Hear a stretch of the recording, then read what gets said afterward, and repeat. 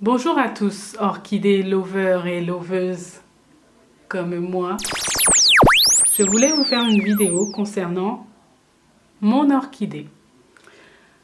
Alors, avant de commencer la vidéo, je voulais préciser que je ne suis pas professionnelle. Ceci est mon expérience et j'espère qu'elle peut vous être utile et qu'elle pourra vous aider.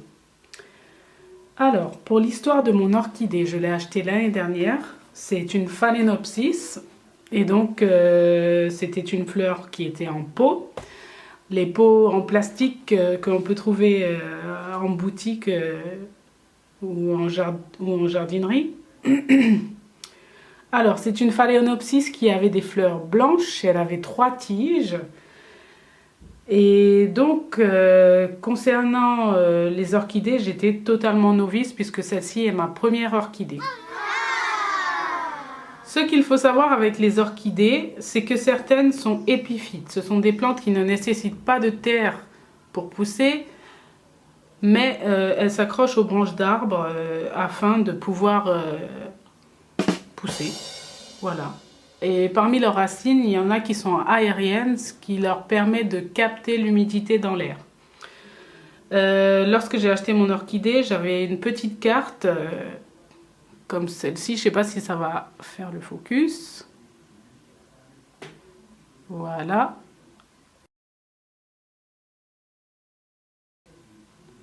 Donc on peut voir qu'il est indiqué 3 choses. La luminosité, l'arrosage et la température. Concernant l'arrosage de mon orchidée, alors celle-ci se faisait par trempage, comme il est indiqué sur la petite carte. Il faut la faire tremper pendant 15 minutes et ensuite il faut tapoter pour que l'eau du fond parte. Il faut absolument qu'il n'y ait pas d'eau au fond du pot. J'ai acheté mon orchidée en été, donc je l'arrosais tous les 15 jours en été, et en hiver j'ai diminué une fois par mois. Ensuite, il faut un minimum de luminosité pour que cette plante puisse pousser, parce qu'elle pousse en fait à la cime des arbres dans les forêts tropicales, à l'abri des feuillages, donc il faut de la luminosité. Donc la mienne était placée devant des baies vitrées de mon appartement. Et donc c'est la luminosité qu'on peut avoir dans la région parisienne, dans un appartement.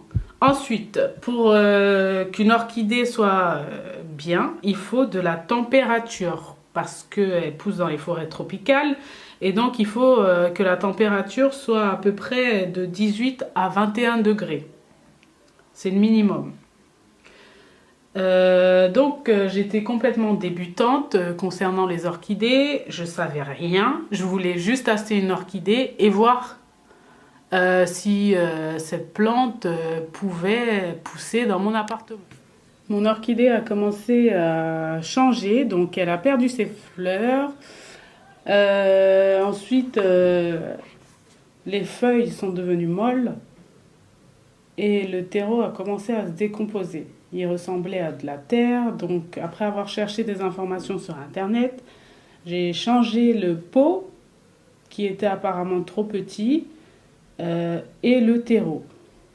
Mais l'orchidée n'a pas changé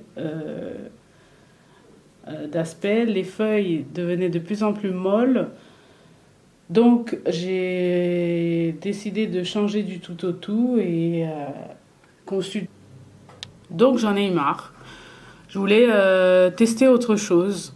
J'ai regardé s'il n'y avait pas d'autres méthodes pour tenir une orchidée en place dans son pot. Il n'y en avait pas. À part mettre du terreau pour orchidée, il n'y en avait pas. Donc moi qui ai une fendue de chaîne YouTube, j'ai été voir YouTube et je suis tombée sur Orchids and Puppies. Je suis tombée sur Samantha. Et donc elle fait pousser ses orchidées plutôt dans des pots en verre avec de l'eau dedans. Donc voilà, petit scarabée, pour la réponse que tu me demandais tout à l'heure. Oui, il y a de l'eau au fond de mon pot parce que c'est la méthode employée par cette youtubeuse. Donc cette méthode consiste à mettre votre orchidée en fait dans un pot en verre afin que les racines puissent synthétiser avec la lumière. Et sans terre, sans terreau, il n'y a pas de trou en bas, bien évidemment parce que c'est un vase en verre, et avec de l'eau au fond du pot. Voilà. Je sais ce que vous allez me dire. Oh mon Dieu, celle-là, elle est folle, hein. Elle a mis son orchidée dans de l'eau alors qu'il ne faut jamais laisser tremper de l'eau dans le vase, oui. Eh bien, figurez-vous que moi aussi, j'étais un peu sceptique avec la méthode de Samantha, mais j'ai essayé. Et au départ, c'était difficile parce que, bien évidemment, mes racines qui étaient endommagées par mes manipulations ont commencé à pourrir. Donc, la plante m'a dit « Au secours, mais tu me fais quoi ?» Et donc, j'ai demandé à Samantha pourquoi ça marchait pas. Elle m'a dit que quand des racines sont endommagées, en fait, il faut un certain temps afin que la plante puisse guérir et produire de nouvelles racines. Donc, j'ai attendu, et voilà, de nouvelles racines sont apparues. Donc, la plante est en bon état aujourd'hui. On peut voir.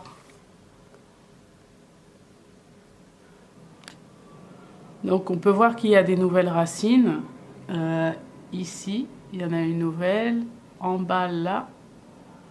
Par contre, ça ne fait pas le focus, désolé. Je ne suis pas une pro encore. Voilà. Et au fur et à mesure du temps, eh ben, ce qui s'est passé, j'avais écouté et coupé les tiges. Donc là, on a une tige. Ici, et là, une autre tige qui a poussé. Et maintenant, mon orchidée est en fleurs.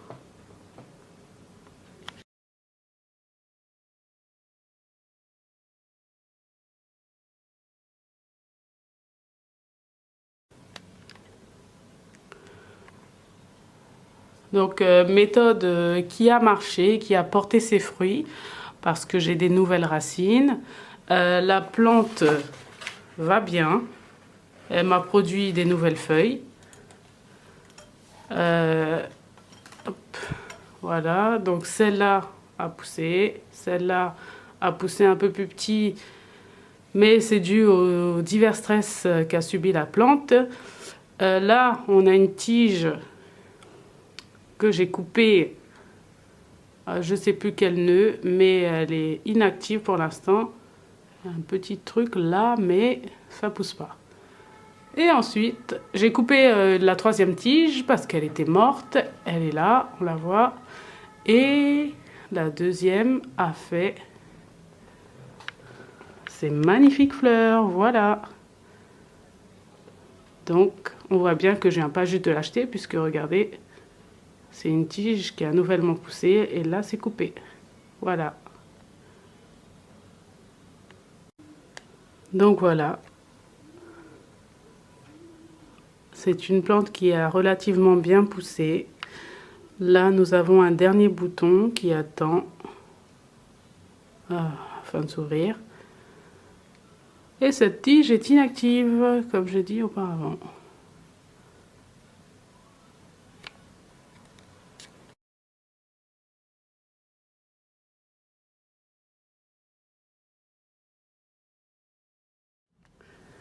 Voilà,